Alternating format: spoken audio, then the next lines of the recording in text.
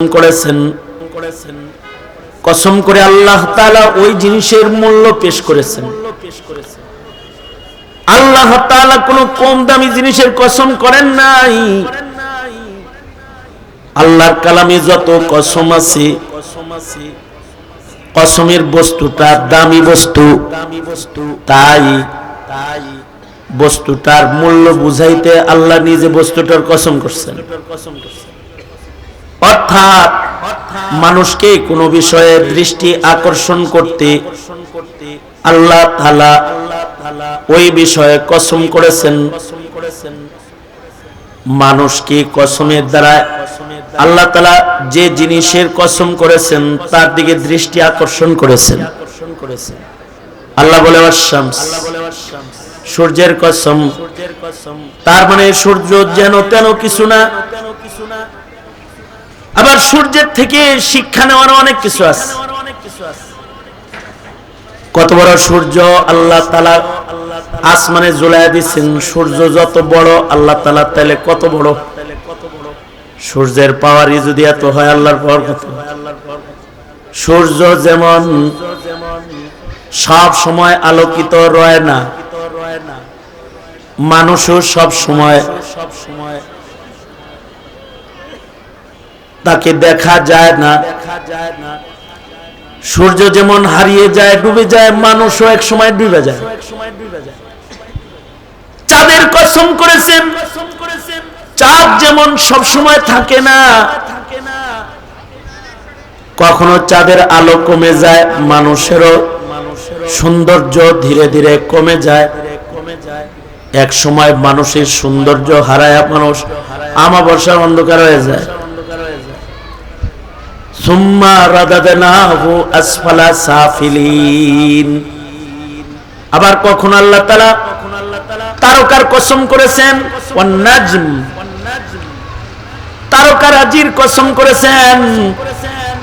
সব তারকার গতি এক না, সব তারকার আলো এক না, সব মানুষ এক না, সব মানুষের যোগ্যতা এক না, সব মানুষের চলার গতি এক না। কসম করে করে আল্লাহ পাকের আসমানি কুদরত আল্লাহ তাআলা বান্দাকে দেখায়েছেন। জমিনবাসীকে শিক্ষা নিতে আকাশের তারকার দিকে দৃষ্টি আকর্ষণ করেছেন। কখনো দিবসের কসম করেছেন, কখনো রাতের কসম করেছেন। রাতের হালত এক রকম না, মানুষের হালত মুখতালিফ।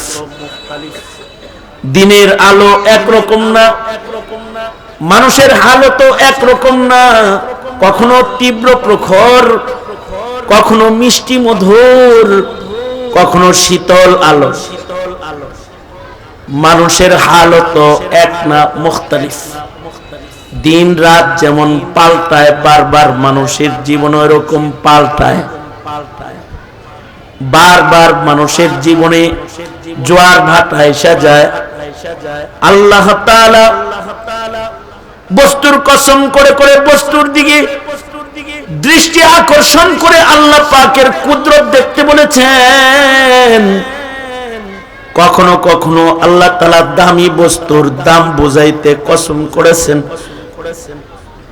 ওয়াত্তিন ওয়াজ্জাইতুন, সাধারণ ফলের মতো ফল না, দামি ফল। এর ভেতরে বরকত বেশি, ফলগুলা দামি। মুবারক জমিনের ফল, বরকতি জমিনের ফল। কসম করে ফলগুলোর মর্যাদা বৃদ্ধি করেছেন। কখনো কখনো আল্লাহ তাআলার নামাজের কসম করেছেন। সব নামাজের কসম করেন নাই। নামাজের ভেতরে যেগুলো দামি নামাজ, সরদার নামাজ, সেগুলোর কসম করেছেন। সরদার পাহাড়ের কসম করেছেন। পত্তর, সরদার কিতাবের কসম করেছেন। ওয়াল কুরআন, সরদার পাহাড়ের কসম, সরদার কিতাবের কসম করে কিতাবের সরদারি বলেছেন। পাহাড়ের কসম করে পাহাড়ের সম্মানকে তুলে ধরেছেন। নামাজের ভেতরে কিছু নামাজের কসম করে বাকি নামাজের উপরে ওই নামাজগুলোর শ্রেষ্ঠত্বকে তুলে ধরেছেন। যেমন কখনো বলে ওয়াল ফাজর, ফজরের কসম, নামাজের ভেতরে ফজর এক দামি নামাজের নাম, সরদার নামাজের নাম। নামাজের ভেতরে ওয়াল আসর, আসরের নামাজ এক দামি নামাজের নাম। হে মানুষ, তোমরা এ সকল নামাজের প্রতি যত্নশীল হও, সব নামাজই হিফাজত করবা, কারণ ইবাদতের ভেতরে সরদার ইবাদত হলো নামাজ। নামাজের চাইতে দামি কোন ইবাদত শরীয়তে ইসলামে আল্লাহ তাআলা মুমিনদেরকে দেন নাই। নামাজের গুরুত্ব সর্বোচ্চ, ঈমানের পরে যে ইবাদতের গুরুত্ব সর্বাধিক তার নাম হলো নামাজ। নামাজ হলো ইবাদতের সরদার। সব জিনিস আল্লাহ তাআলা সরদার বানাইছেন। ঘরের ভেতরে সরদার বানাইছেন বাইতুল্লাহ, বাইতুল আতিক। মানুষের ভেতরে সরদার বানাইছেন হাবিবুল্লাহ। ফেরেশতার ভেতরে সরদার বানাইছেন হযরত জিবরাইল। উম্মতের ভেতরে সরদার উম্মত বানাইছেন উম্মতে মুসলিমা। মাসের ভেতরে সরদার মাস বানাইছেন শাহরুর রমাদান। রাতের ভেতরে সরদার রজনী দিয়েছেন লাইলাতুল কদর। দামি দামি রজনী দিয়েছেন ওয়ালায়ালিন আশর, ওয়ালাইলাতুন নিসফি মিন শাবান। দিনের ভেতরে দামি দিন দান করেছেন, সরদার দিন দান করেছেন ইয়াউমুল আরাফা, ইয়াউমুল জুমআ। পাথরের ভেতরে সরদার পাথর দান করেছেন মাকামে ইব্রাহিম, হাজারুল আসওয়াদ। পাহাড়ের ভেতরে সরদার পাহাড় দান করেছেন ইন্নাস সাফা ওয়াল মারওয়াতা মিন শাআইরিল্লাহ। সব কিছুর ভেতরেই আল্লাহ তাআলা সরদার দান করেছেন। দিন রাতের 24 ঘন্টার ভেতরে সব ঘন্টার সময়ের দাম এক না।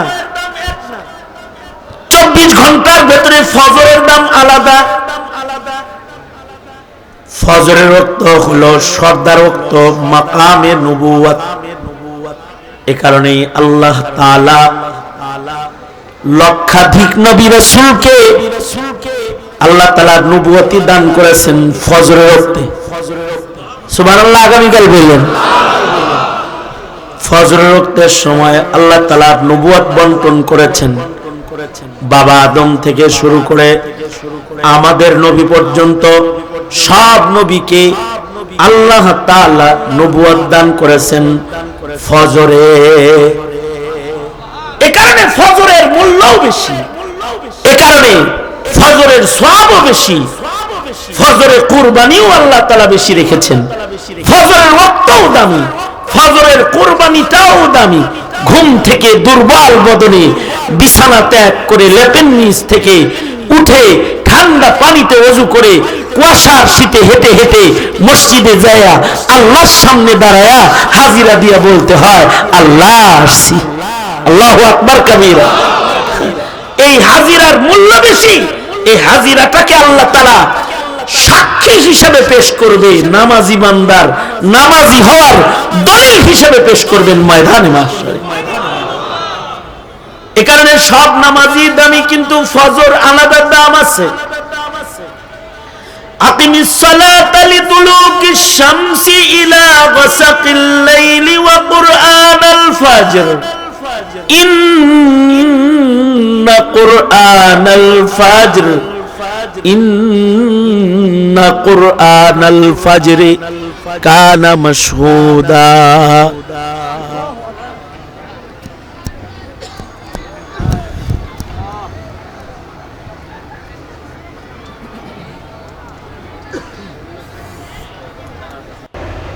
নামাজের ভেতরে সাক্ষী নামাজ। এই সময় ফেরেশতাদের শিফটি পরিবর্তন হয়। যারা ফজরে যায় তাদের নামাজি হওয়ার গাওয়া বেশি হয়। আল্লাহু আকবার, জোরে করে বলেন। অন্য নামাজের সাক্ষী হলো মানুষ বেশি। জোহরের নামাজ, আসরের নামাজ, মাগরিব এশার নামাজের সাক্ষী মানুষ বেশি। আর ফজরের নামাজে মানুষ সব ঘুমে থাকে, জাগ্রত থাকে মালাইকারা। আল্লাহু আকবার, জোরে করে বলেন। এ কারণে ফজর হিফাজতকারী নামাজি গুলা হলো সরদার নামাজি। যাদের ফজরের হিফাজত আছে এগুলো নামাজির ভেতরে শ্রেষ্ঠ নামাজ। কিছু নামাজি আছে এরা সব পড়ে মসজিদে কিন্তু ফজর পড়ে ঘরে। আছে না নাই? জোরে বলেন, আরো জোরে বলেন, আছে না নাই? যারা ফজর ঘরে পড়ে এরা পিছের নামাজি। আর যারা ফজর জামাতে পড়ে, দামি নামাজ, কুরবানিওয়ালা নামাজ, দামি ওয়াক্তের নামাজ, আল্লাহর ঘরে আল্লাহর কাছে যায় যারা বসে থাকে তারা নামাজিদের ভেতরে সরদার নামাজি।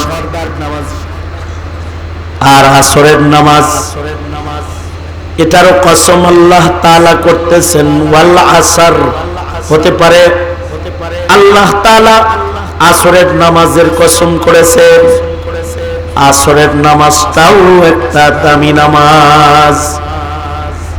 ফজরের নামাজ যেমন আমির নামাজ, আসরের নামাজ হলো ওজির নামাজ। ফজরের ওয়াক্ত হলো মাকামে নবুওয়াত, আর আসরের ওয়াক্ত হলো মাকামে বিলায়াত। আসর যারা গুরুত্বের সাথে হিফাজত করে তাদেরকে আল্লাহ তাআলা ওয়ালায়াতের উঁচু মর্যাদা দান করে। আল্লাহু আকবার কাবীর। ওলি হিসেবে তারা গ্রহণযোগ্য ওলি হয়, কারণ আসরের ওয়াক্ত সবচেয়ে নামাজের মধ্যে দুর্বল ওয়াক্ত। পাঁচ ওয়াক্ত নামাজের ভেতরে সবচেয়ে স্পর্শকাতর দুর্বল নামাজের ওয়াক্ত হলো আসরের নামাজ। কারণ সারাদিন মেহনত করার পরে ক্লান্ত বদনের নামাজ হলো আসরের নামাজ। ঘুমের ঘরে একটা নামাজ বেশি কাজা হয়, এটা হলো ফজর। আর জাগ্রত অবস্থায় অবহেলায় যে নামাজটা বেশি কাজা হয় তার নাম হলো আসর। এটা কাজা হইতে জাগ্রত লাগে না, অসতর্ক হইলেই কাজা হইয়া যায়। অবহেলা করলে নামাজটা কাজা হয়ে যায়, সূর্য ডুবে যায়। বাস স্ট্যান্ড নামছে, চিন্তা করতেছে বাসায় যায় নামাজ পড়ি, রিক্সা ওইটা জামে পড়া নামাজ রিক্সায় গেছে। যাই ওই কাজটা শেষ করে অমুক জায়গায় যায় নামাজটা পড়ি। ওই জায়গা পর্যন্ত যাইতে যাইতে সূর্য ডুবার টাইম হইছে। অবহেলা করলে পরে নামাজটা হারায় যায়। এ কারণে আল্লাহ তাআলা বলে, হাফিজু আলাস সালাওয়াতি ওয়াস সালাতিল ওয়াসতা। তোমরা তোমাদের সব নামাজ হিফাজত করো, বিশেষভাবে আসর দেখে রাখো। বিশেষভাবে আসরের নামাজকে তোমরা গুরুত্বের সাথে হিফাজত করো। কারণ আসরের গুরুত্ব যাদের থাকে, আসরের গুরুত্ব যত বেশি হয় বান্দার গুরুত্ব আল্লাহর কাছে তত বেশি হয়।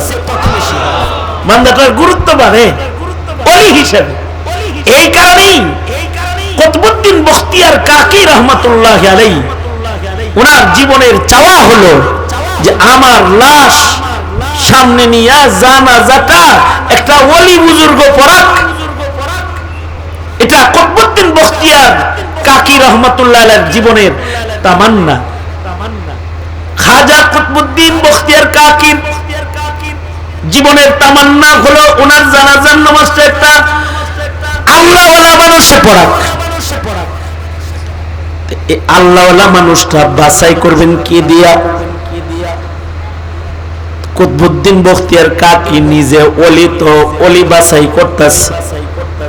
কুতবুদ্দিন বখতিয়ার কাকি বলে, লাশটা কাফন পরায় সাজা মাঠে লয়ে যাইবা, মানুষ আমার জানাজা পড়তে আসলে বলবা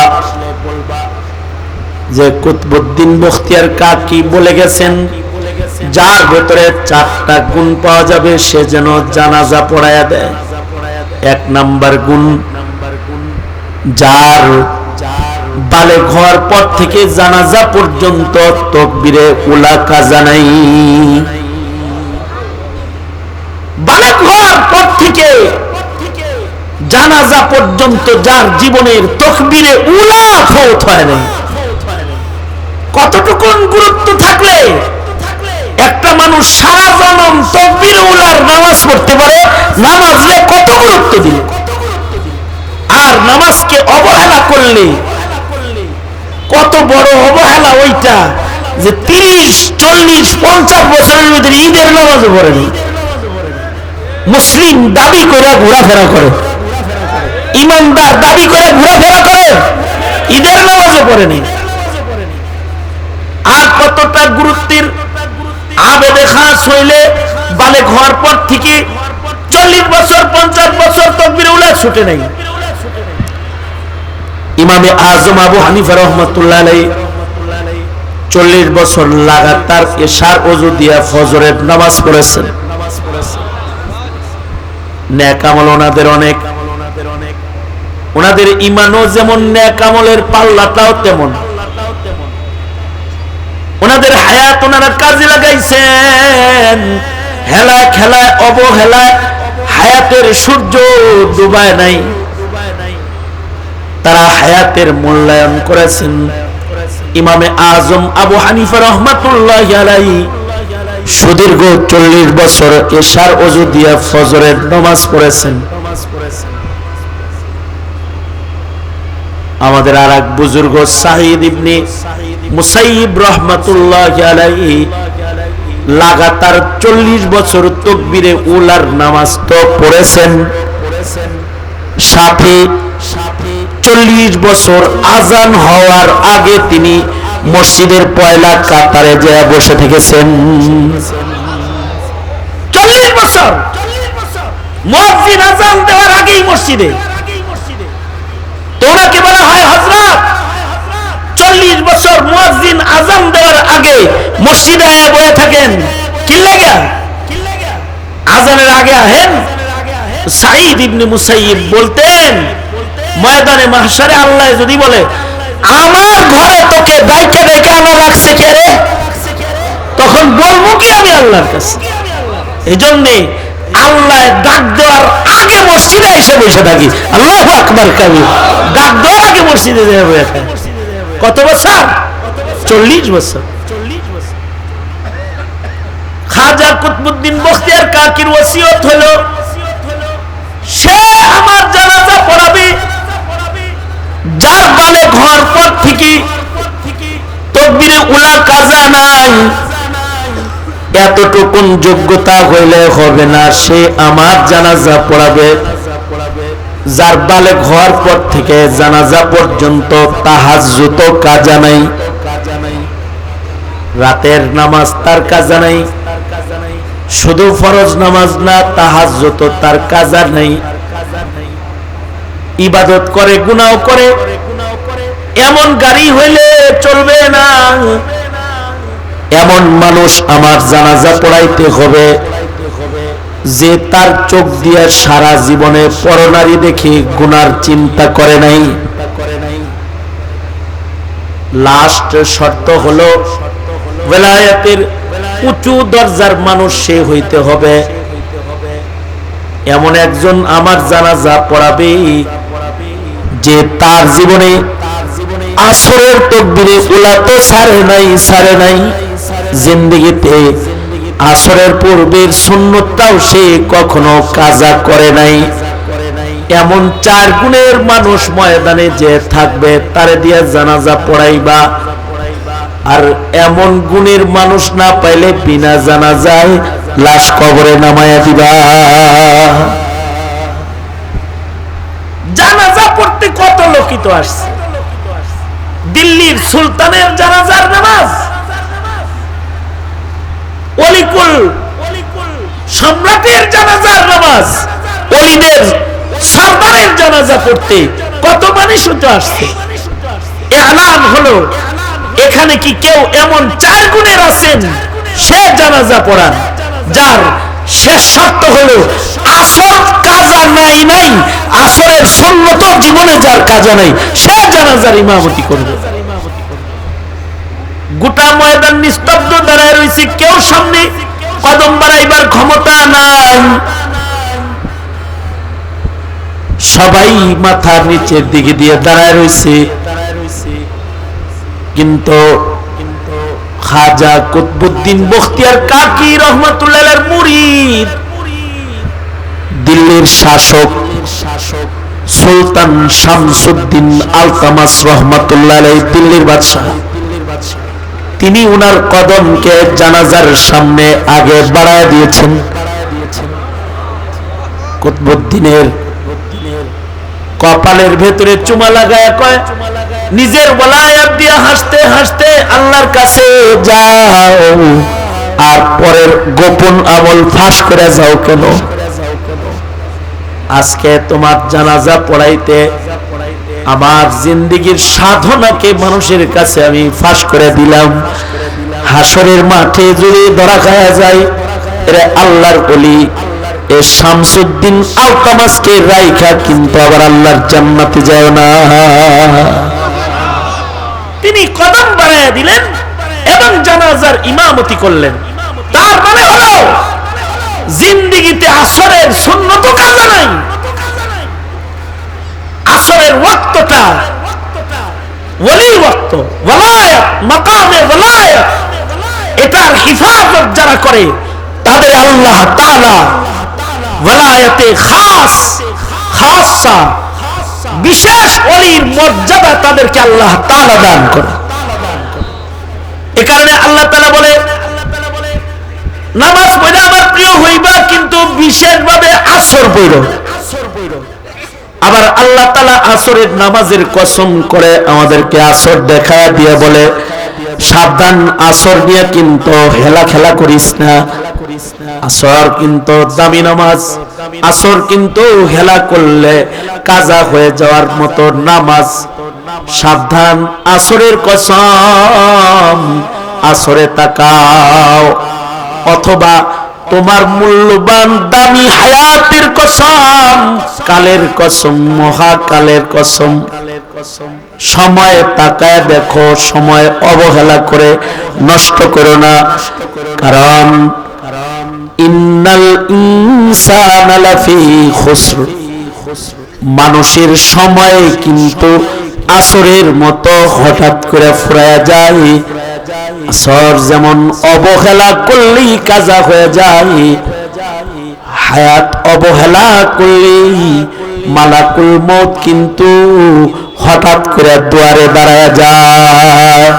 কারণ সব মানুষ ধ্বংসের ভেতরে আছে, সব মানুষের হায়াত কমতাছে, সব মানুষের বিদায়ী ঘন্টি কাছে আসতেছে। পৃথিবীতে যত মানুষ আছে, দুনিয়া মুদবিরাতুন ওয়াল আখিরাতু মুকবিলাতুন, দুনিয়া কিন্তু ফুরা যাইতেছে, কবর কিন্তু তোমাদের সামনে আইতাছে। কবর সামনে আসার দিক দিয়া আর হায়াত ফুরানোর দিক দিয়া সব মানুষ লসে আছে, ক্ষতির ভেতরে আছে। আল্লাহ কসম করে বলেন, আসরের কসম, সকল মানুষ ধ্বংসে আছে, সবাই মৃত্যুর দিকে আগাইতেছে, সব মরণের দিকে আগাইতেছে, সবার মরণ কাছে আইতেছে। মক্কায় যে বসা আছে তারও হায়াত কমতেছে, মদিনায় বসা আছে তারও হায়াত কমতেছে, প্রেসিডেন্টের চেয়ারে বসা আছে তারও হায়াত কমতেছে, রাস্তার ফকির ভিক্ষুক তারও হায়াত কমতেছে। হঠাৎ করে বেলা ডুবে যাবে আসরের মতো, আসর যেমন হঠাৎ করে চলে যায়, মানুষের হায়াতে বেলা হঠাৎ করে ডুবে যাবে, মেলা ভেঙ্গে যাবে হঠাৎ করে। আর মরণের পরে কবরের ভয়ঙ্কর গর্ত হঠাৎ করে সামনে চলে আসবে। সাবধান, যদি অসতর্ক থাকো তাহলে কিন্তু দোজখে পড়ে যাইবা, ধ্বংস হয়ে যাইবা। আর যদি ছোট্ট হায়াতে একটু সতর্ক জীবন যাপন করতে পারো তাহলে মরণ কাছে আইলেও তোমার সমস্যা নাই। দুনিয়ার ছোট হায়াত শেষ হবে, মরণ দিয়ে তোমার জান্নাতের লম্বা হায়াত আল্লাহ তোমাকে স্থায়ী হায়াত দান করবে। সবাই বললে লস নাই, কিন্তু বেঈমান বললে লস আছে। বেআমল বললে লস আছে, আমলওয়ালা বললে লস নাই। আমলওয়ালার হায়াত ফুরায় গেলে লস নাই, ঈমানওয়ালার হায়াত ফুরায় গেলে লস নাই। যে ঈমানওয়ালা একদিক দিয়ে তার হায়াত ফুরাবে, আর একদিক দিয়ে আল্লাহ তাআলা জান্নাতের ইস্তেকবাল নিয়ে তার দরজায় দাঁড়ায় যাবে, তার লস নাই। ইস্তেসনা হলো তারা সব মানুষ লসে, কিন্তু যার ঈমান আছে তার লস নাই। কিন্তু যদি বেঈমান হয়ে যায় তাহলে লসে পড়ে যাবে, মরার সাথে সাথে দোজখে চলে যাবে। আর যদি মরার সময় মুমিন হালতে রয় তাহলে লস নাই, জান্নাতে ঢুকে যাবে। মরার সময় তার সাথী যদি নেক আমল হয় লস নাই, তার নেক আমল কবরে তাকে পাহারা দিয়া আরামের ঘুম ঘুম পাড়ায় দিবে। ময়দানে মাহশরে বিচারের আদালতে নেক আমলের পুটলা লইয়া আল্লাহর সামনে এসে দাঁড়ায় যাবে। যার গুনাহ নাই নেক আমল আছে এমন পুটলা লইয়া দাঁড়ায় যাবে। ভয় নাই, লস নাই, নেক আমল ওজন হয়ে যাবে। আর জান্নাতের স্থায়ী মৃত্যুবিহীন হায়াত আল্লাহ তাআলা তাকে চিরদিনের জন্য দান করবে। কিন্তু যদি হয় বেঈমান, যদি ঈমান না থাকে তাইলে তার লস। এ কারণে আমি যেন বেঈমান হিসেবে কবরে চলে না যাই, আপনি যেন বেঈমান হিসেবে কবরে না যান, অথবা নাস্তিকদের দলে কবরে না যান, অথবা কাদিয়ানীদের দলে কবরে না যান। ঈমানদারের দলে যেন কবরে যাওয়া হয়, এটা হলো খেয়াল করার বিষয়। আমার সন্তান যেন হিন্দুদের দলে কবরে চলে না যায়, নমাজির দলে ঈমানদারের দলে যেন কবরে যায়, এটা হলো বিবেচনার বিষয়। কারণ তার ঈমান যদি কবরে যাওয়ার সময় সাথী হয় তাহলে সে আল্লাহর কাছে গেল, আর যার ঈমান সাথী না সে শয়তানের কাছে গেল। ঠিক কিনা জোরে আওয়াজ করে বলেন? বেঈমানের কাছে গেল। 16টা বছর এই প্রজন্মরে বেঈমান বেআমল বানাইবার চেষ্টা করেছে আওয়ামী লীগ সরকার। 16টা বছর যত সামান্য ঈমান এইটা থেকে জাতির মুসলমানদেরকে দূরে সরাইছে। যতটুকুন ঈমানদারি স্কুল সিলেবাসে ছিল এগুলোকে কেটে সেটে সরাইয়া দিয়ে হিন্দুত্ববাদ প্রবেশ করাইছে, হিন্দু বানাইবার চক্রান্ত করেছে। বাদ ধরছে যে ঈমানদার 1 নাম্বার, আমলওয়ালা 1 নাম্বার। ভাব ছিল 1 নাম্বার ঈমানদার, 1 নাম্বার আমলওয়ালা। কারণ ঈমানদারেরাই মসজিদ বানায়, এর লেগা উনি প্রতি উপজেলায় একটা করে মসজিদ বানাইছে। ঈমানের দলিল কোরআন বলে ঈমানদারে মসজিদ বানায়। উপজেলায় উপজেলায় উনি মসজিদ বানিয়ে নিজের ঈমানকে পেশ করেছে। প্রতি রাতে 80 রাকাত নফল নামাজ পড়ে নিজের আমলকেও পেশ করেছে। ডেলি কোরআন মজিদের তিলাওয়াত করেছে, নিজের আমলকে পেশ করেছে। ঘুমটা পড়েছে, লম্বা হাতার জামা গায়ে দিয়েছে, আলেমদেরকে গণভবনে দাওয়াত দিয়ে দিয়ে খাওয়াইছে, কওমি সনদের স্বীকৃতি প্রদান করেছে, ইজতেমার জায়গা প্রদান করেছে, ইসলামিক ফাউন্ডেশন করেছে, কত কিছু করছে। কিন্তু কাউকে ছেলে মাদ্রাসায় দিতে বলে নাই, মসজিদ বানাইছে, কাউকে নামাজ পড়তে বলে নাই, সবাইকে পূজার দাওয়াত দিছে। আহো পূজায় আহো। শুধু কোন ইমানদার যদি পূজা পছন্দ করে তাইলে সে ধ্বংসের ভেতরে চলে যায়। আর কোন ইমানদার যদি খালি পূজারে অপছন্দ করে, কারণ পূজা কি মুসলমানের ইবাদত না মুশরিকের ইবাদত? যদি কোন মুসলমান মুমিনে পূজা খালি অপছন্দ করে, আল্লাহ তাআলা তার জিম্মাদার হয়ে যায় দুনিয়া আখিরাত সব জায়গায়। আল্লাহু আকবার, জোরে করে আওয়াজ করে বলেন। আসহাবে কাহফের যুবকেরা, ওদের একটাই গুণ, ওরা পূজা পছন্দ করে না, মূর্তি পছন্দ করে না। সময়ের জালিম রাজা মূর্তি পূজক যখন রাষ্ট্রীয় পূজার আয়োজন করেছে, তখন আসহাবে কাহফের এক একজন যুবক পূজার থেকে পালায়ন করে পাহাড়ি এলাকায় গাছতলায় যায় একটা একটা করে বসেছে। কেউ কাউরে চিনে না।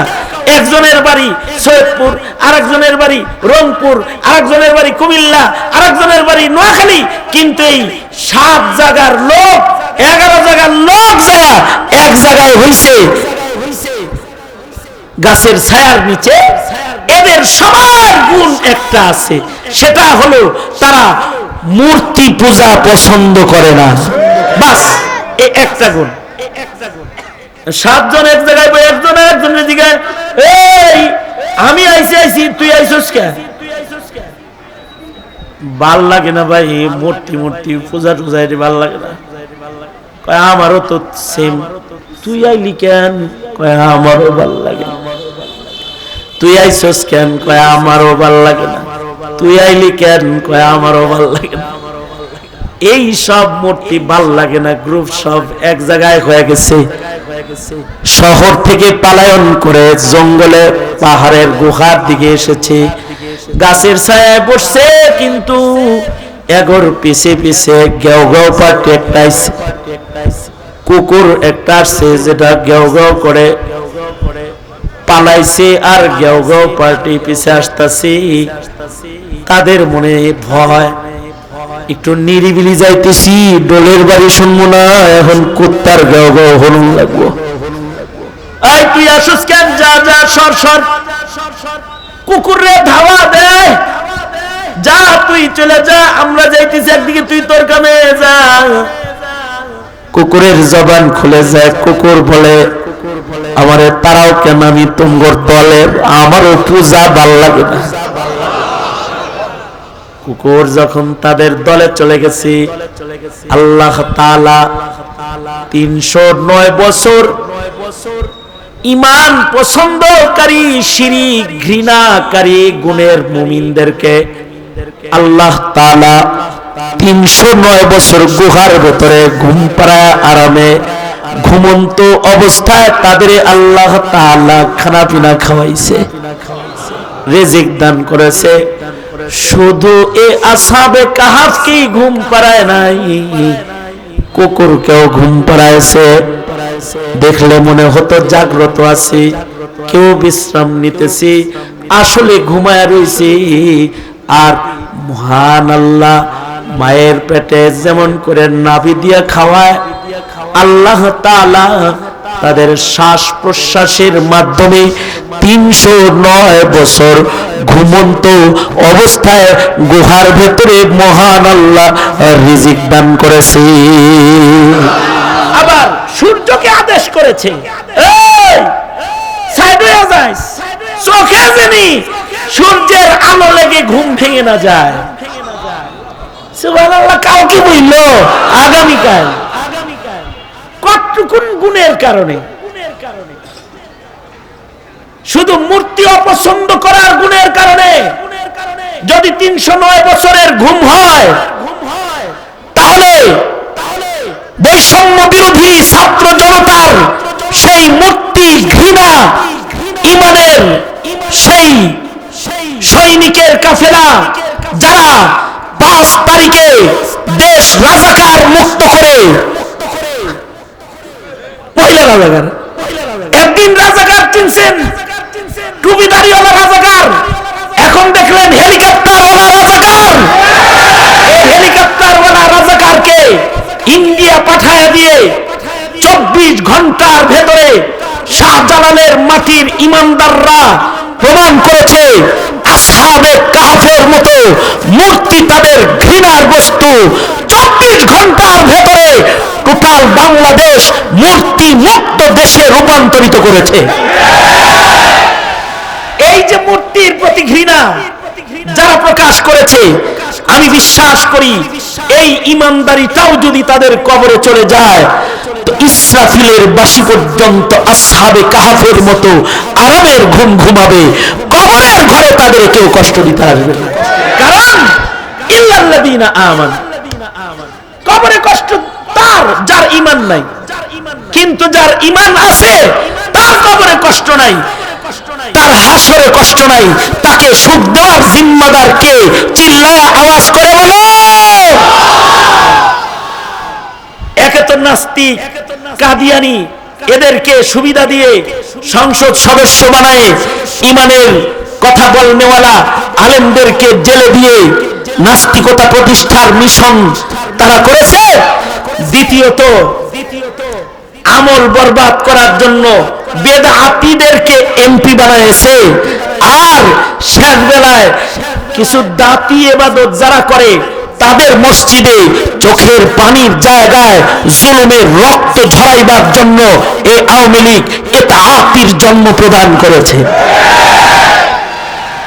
এইভাবে করে ঈমান আর আমলকে তছনছ করে দিয়েছে, আমাদের শিক্ষা সিলেবাসকে ধ্বংস করে দিয়েছে। জানি না যদি এই শিক্ষা সিলেবাস যেটা এখন আছে অথবা যে অবস্থায় এখন ছেলেরা ধর্ম শিখে, ঈমান শিখে, এই নীতি রীতি যদি চালু থাকে ওই দিন বেশি দূরে নয় শাহজালালের বাংলায় প্রজন্ম তোমার সন্তানকে মুসলিম হিসাবে পাওয়া কঠিন হয়ে যাবে। সুতরাং একটা সময় এসেছে, অথবা সাউবিল হকের সময়, সত্য বলার সময় এসেছে। সেটা হলো যারা এই প্রজন্মের ঈমানের দায়িত্ব নিবে, আমলের দায়িত্ব নিবে, এই সত্যটা কানে পৌঁছায় দাও, তারাই এদেশের রাষ্ট্র ক্ষমতা চালাবে। পৌঁছায় দাও, বলে দাও এবছর